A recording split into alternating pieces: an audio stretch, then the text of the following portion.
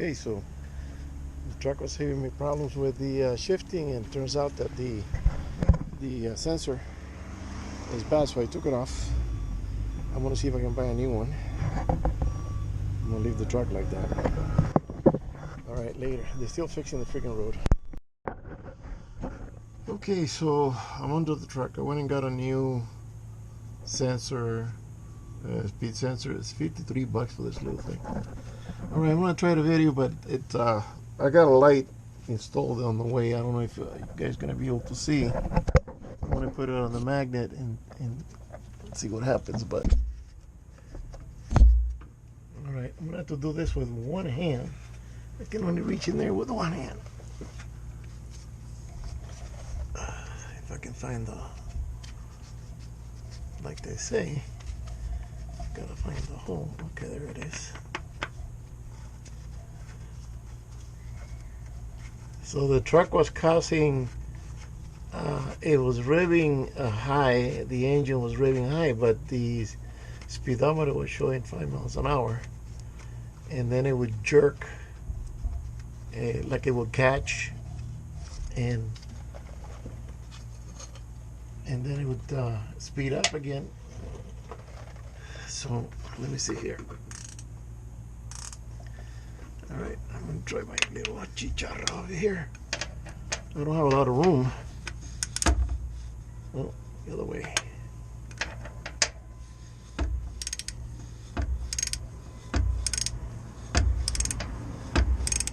Size 19. That's gonna be difficult because it's already tight.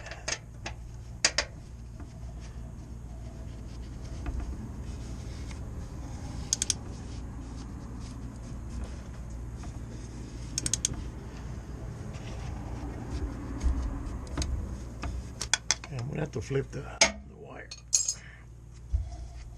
Put it this way.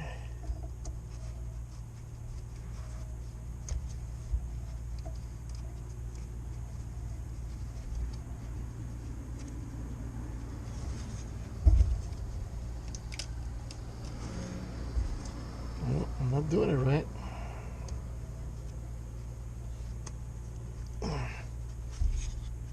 No. Maybe it's the other way. Let me see. The cable, the wire's a little short.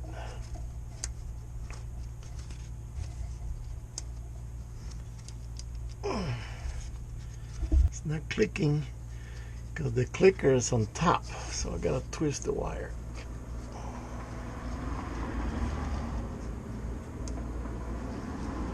Okay, it should go this way. It's pretty difficult doing it with the left. I don't think if I can get, I mean with the right hand, I don't know if I can get the left in there because it's at the right angle, and I can't stretch my arm all the way up there like that. So there we go. Okay, it's in. Oh, finally. It's in. All right. Let's turn this off.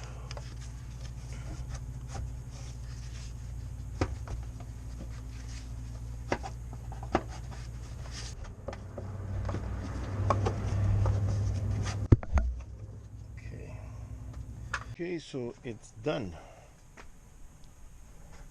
I cleaned out the computer, and the signal went away. It's funny. I went to AutoZone. They didn't have it. They showed one that had a some sort of a clamp that goes across like that, like a clip to clip on. But this is threaded, and they looked up and down the menu. They couldn't find it. But then I went to O'Reilly's. They found it right away. So the part number is SC168 for a Chevy Avalanche 2007. Okay. I think I'm gonna go smoke a cigar. I'm gonna go get one. Hang on. Okay, so I got that fixed, and we're gonna have a short smoke. I cut it, a Bolivar, and I'm gonna have a very clear, very light uh, old-fashioned drink. It's already pre-mixed, pretty good. I usually have 7 Up with my drinks because I don't drink heavy, strong. But this has got a good flavor. I don't want to. Well, I don't even think I have any more 7 Up.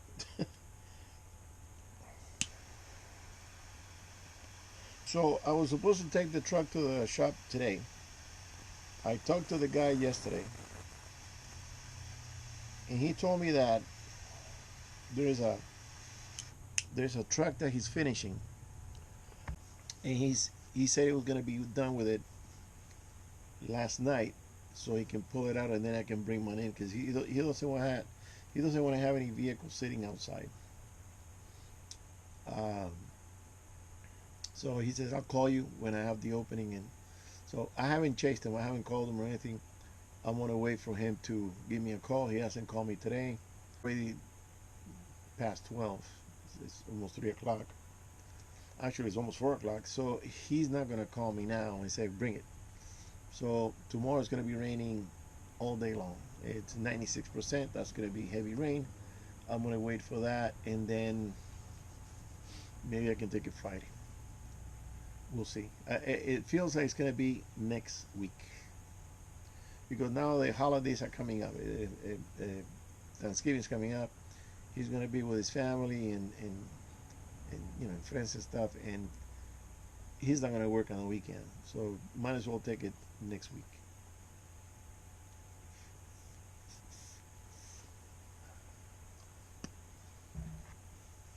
So the the area where I wanted to go and pick up my camera um, is getting rain. It's not snowed. I don't think it did snow, but it melted. So I don't know because it's not. It's only 6,000 feet. Roughly, let me see. It's about the same height as Big Bear, and I think Big Bear's got some snow, maybe 6 inches. So by the time I get this thing fixed and ready to go, it's going to be a few feet, and I'm not going to risk it with those tires. So the camera's going to have to wait until next April when the snows are melted, and then I can go out there and do some camping and stuff and pick it up.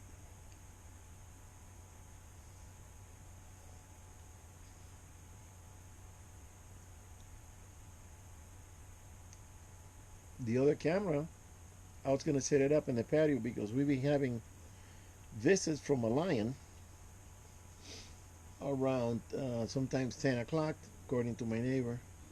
He's got a camera, and sometimes it's one or two. The mountain lion climbs up to the wall, and he looks over the yard, my yard. And I was thinking of doing setting up the camera. Uh, and also we got a bunch of doves, and I got more doves in my yard that I seen when I went hunting. But I can't shoot them here. It's not sporting. I don't even want to shoot them when I go out there. Really, they're the most gentle, beautiful creatures. Those little eyes that look at you, and. So we putting down seeds for them, and they come down, and then it's funny when we forget to put seed, they come up right out to our sliding door in the den, and they kind of looking in like, hey, where's lunch? The little Tweety birds, the sparrows, they come bouncing, and basically they're knocking at the door, and then we have a feeder for a hummingbird. The hummingbird comes to the office window. Zzz, he's looking in like, where's my food? So we're feeding all these, birds and stuff. Well, the hummingbirds are beautiful. The smallest hummingbird in the world is from Cuba. I remember that I used to see them on the beach, and there's no way to catch them. They're so tiny, So what I would do, the sand on the beaches is like sugar. It's real fine. I will get a handful of sand, and he's flying right there in front of me, and I would just go like that. It will get clogged in the wings, and he will fall down. Then I will pick him up, blow it off, and he will go, and they're beautiful. They're the size of half your thumb. They're so tiny. They're the smallest one in the world. And when I went to Puerto Rico to visit my aunt, this is in the 70s, I kept hearing at night this noise, and I thought it was a bird. So I said to my aunt, "What is that? A bird at 12 o'clock, 11 o'clock at night?" And she goes, "No, that's not a bird. That's a frog." And I said, "A frog?" He goes, "Yeah, it's a little tiny frog. It's orangey, and they call it the coqui because it goes like that. But it sounded like a whistle to me, but it was actually a frog." Anyways, she said, "Let me show you," and she went to a plant pot outside, and there was one hidden in there. She just went in like this and lifted it, the brush, and there was one, a tiny little thing. I mean, tiny, but they're loud. They're loud, and you hear them all over the place. They're in the jungle, they're in the city, everywhere. And that's native of Puerto Rico. I don't think I remember hearing that in Cuba. We don't have that tiny frog. That's an authentic Puerto Rican frog. In fact, it had the flag on him.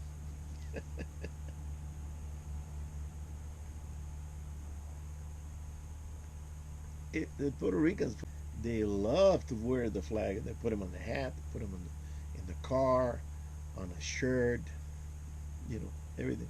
They love to show their flag. And their flag is similar to ours, but what I understand from an old timer, he told me when Cuba got its independence from Spain in 1910 or 14, whatever it was, they were looking at flags. Okay, what flag are we gonna have? They saw the Puerto Rican flag and they copied it, but they just changed the colors around. So the triangle in the at the beginning of the flag where the star is, Puerto Rican flag is blue. We have it in red. I think that's, yeah. We have it in red, and then the lines are blue and white. It's kind of confusing. In fact, let me see. I have in all my phone numbers, my friends and everything. I have a corresponding flag. So my friend Chico, the boat mechanic, he's got a Mexican flag. It's easier for me to find it. It just go boom. And then I got my friend Kaki in Florida, and he's got the Cuban flag. So the Cuban flag is red diamond, well, triangle, with the blue and white stripes. And the Puerto Rican is blue uh, triangle with the red and white flag, right? The stripes.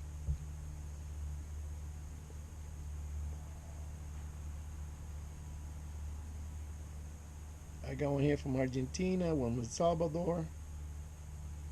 I got friends from all over.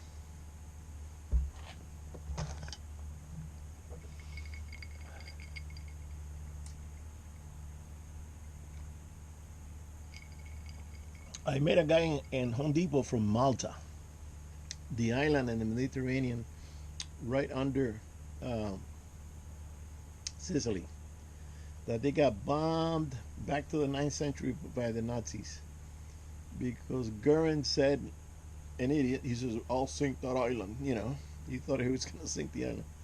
They bombed the crap out of that island. And so I started talking to this guy, and I said, I know your history because there have been so many battles, and they built this fort right there on the entrance of the bay, just like the Spanish did, and all the other places they've been. The architectural and the construction of these forts underwater. I still don't know how they did that. How did they get? Well, they didn't use cement because there was no cement back then. But they put blocks, the same stone from the coral on the coast. They will cut it And I don't know exactly how they cut it, but they cut it square. I don't know if they had a saw or they just chipping it away. I don't know. They cut it, lift it, place it, and they built it. And they built the forts in Cuba and Puerto Rico. I imagine that they one in Manila. There's one in San Agustin. And all that stuff was done by the Spanish. Uh, they didn't get any Indians because the Indians were really showing up. They didn't get Indians to work. It was all the Spanish, and those guys were brutes that would just do a lot of heavy work. Um, I like the Puerto Rican fort better, the Morro. I like it better than the Cuban. The Cuban has a tall lighthouse. I don't think the Puerto Rican one has one. If it does, it's kind of short. But the Puerto Rican has the configuration of a bull, and that's what the Spanish did in battle. They would have their ships like in the bull's head is like a bow. So you're shooting at each other, and you're getting surrounded by your flanks, and then in the battle you really don't notice, right? You're getting shot from everywhere, and then all of a sudden they close in from behind you, and you're surrounded. And that's a strategy that they did in many battles.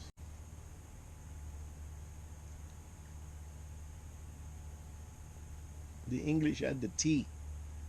They would cross the T, so they will go. Let's see.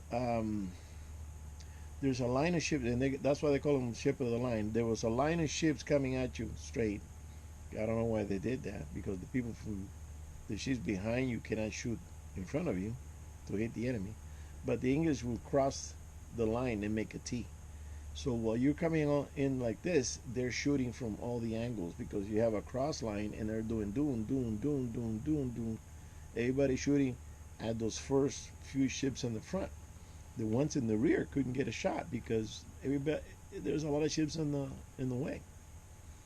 Um, I don't know if the French did something similar.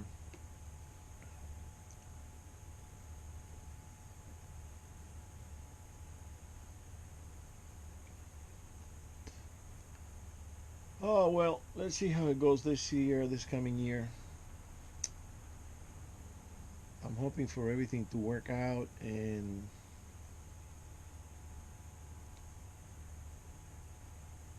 get everything running. I do want to make a trip um, up the coast, but I don't know if I'm going to do what Robert did. Robert went all the way up to Oregon, and I think he went to Washington also in Canada. It's kind of boring. When you do a road trip, it is like trees, trees, trees, trees, trees, trees, a bear, trees, trees, trees, trees, trees, trees. You see so many trees that pretty soon it's like you can't see anything because of the trees. So I want to go to particular places. I want to go to uh, Monterey. Want to go to maybe Hearst Castle. Go, Sausalito. Maybe, well, not to get to Sausalito. You gotta cross the bridge, and I already did that. Maybe I'll do it. I don't know. And then cut across and go into the Sierras and do a little lake fishing up there because the coast is very beautiful and is rugged, but there's not that much to do there. There's a lot of places that you see the water, but you can't get down to it. They actually didn't see anybody. I saw a 1 hour video from Robert that boy he can stretch it, and he didn't see. Well, I didn't see anybody fishing anywhere because the further north, and this is summertime, the further north, the rougher the water, and maybe even colder, probably colder than down here. And I didn't see anybody casting or any boats in the ocean, any sailboats, any power boats. It's dead, really. The activity down here, it's going. From Santa Barbara down to San Diego, the whole coast is thriving. You see boats, you see people jet skiing, you see people fishing, the flotilla, you see the sails, and the kids, learning how to sail their boats and stuff. and it's beautiful. But up there, I went to the giant trees, the sequoias, and further up they have another giant forest of cypress, I think it was. So, you see a giant tree, you see a giant tree.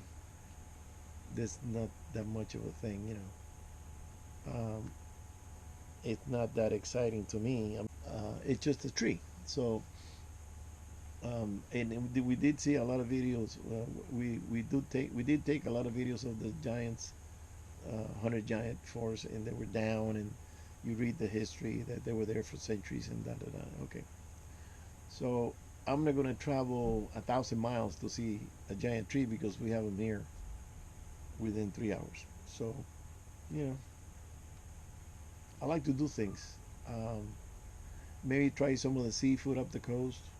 Monterey, or there's another little town that I've been there before.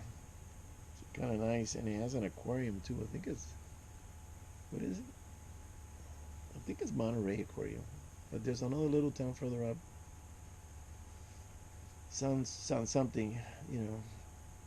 I do want to see the old churches from the Spanish priests when they were colonizing California.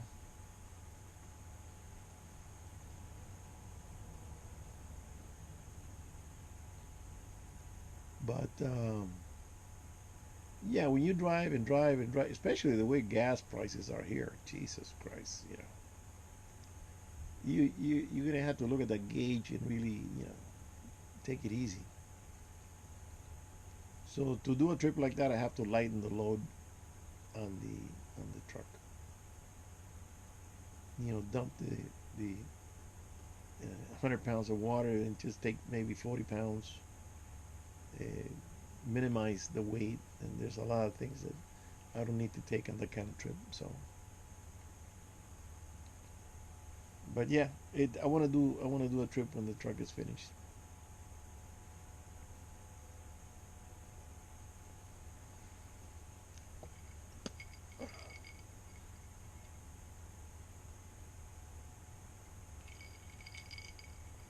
It tastes good.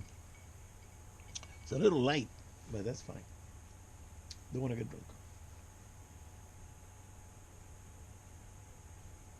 I gotta do another garage sale. And it started selling all these backpacks. I am making another trip, and I'm gonna make her go with me because we bought a new pack and it's sitting there, hasn't been used once. We got it at REI, and we haven't been able. I haven't been able to convince her because she's afraid of the bear. She's afraid of Bigfoot. She's afraid at night, and everything. And I said, it's fine. I've been there a million times. So I'm gonna see if I can finally take her, that we can still walk and make the journey and go in a couple of miles and camp. And I want her to use her pack, and I'm gonna use mine. The big one, the 36 inch, that's gonna go. I'm gonna sell that. And I sold my big tent. I don't think I should have, but I did. And I got the little tent. Well,